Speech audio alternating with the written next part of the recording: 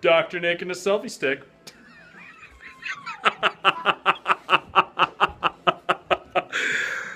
I actually have a free moment. So my staff challenged me to do a question and answer session, and I don't really know how to use a selfie stick. And look at all the bright lights. So I'm going to turn around to this. My Facebook Live is about what techniques we use in the office. I have 15 different techniques that I use. Okay, now the reason I use that many techniques isn't because I want to be a, jack of all trades, master of none. It's that I live in Ogallala, Nebraska, meaning we're out in the middle of nowhere, and not one approach seems to work for everybody. And so I want to be able to offer a variety of different techniques.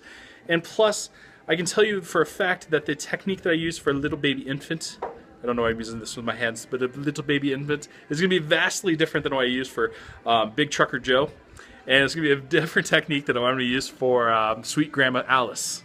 Okay, now those are obviously names I made up to protect the identities of those involved.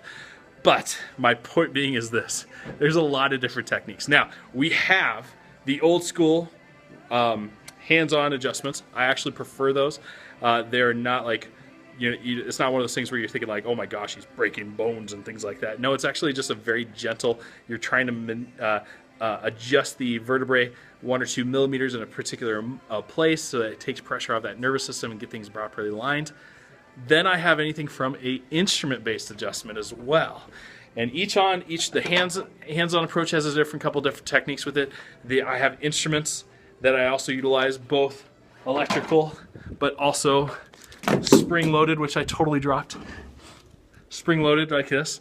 And so for some people who don't like the noise that sometimes is associated with an adjustment, I have several techniques with that, both instrument-based and hands-on base, that will help do that. Man, this light is so tough to get away from. Okay, I'm going to show my kids area here.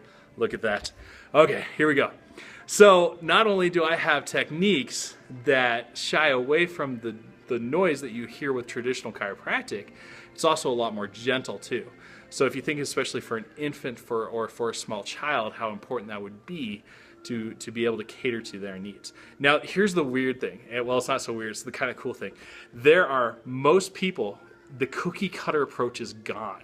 And so it's a highly individualized, personalized experience now, where I might be using one technique, like let's say diversified technique, which is a big technique in chiropractic. And I might be going down to sacral SOT technique in the hips, which is sacro-occipital technique. Okay, and that's very light force adjusting. And then I might throw in a little bit of instrument adjusting in their mid-back because maybe they have osteoporosis and I have to adjust them lighter so I don't break a rib or something like that. Right? Okay, just go ahead and say goodbye to. Check. So check, yes. So the approach nowadays is very simple. It's this: individualized, personalized, and no longer the cookie cutter approach. Okay, it's not going to be the same thing. In fact, one of the things I absolutely don't love is doing the same thing over and over again. That means your body's not changing, it's not adapting. Again, that's a technique all in itself. It's called MC squared, but it's adjusting differently every single time so that we actually have a point to this, to actually see the body constantly change, adapt, move, and utilize what we're doing to it. So, Amy, thanks for joining me. Appreciate it. And Dana, thank you too. Folks, if you have any questions on chiropractic techniques or where you want to find more information, such as using a drop table or instrument or hands-on approach, please let me know, especially if it comes down to kids chiropractic or babies chiropractic too. That's the things I love to work on. I'd be happy to answer any questions. Anyway, this session with questions and answers with Dr. Nick Fanning is all done.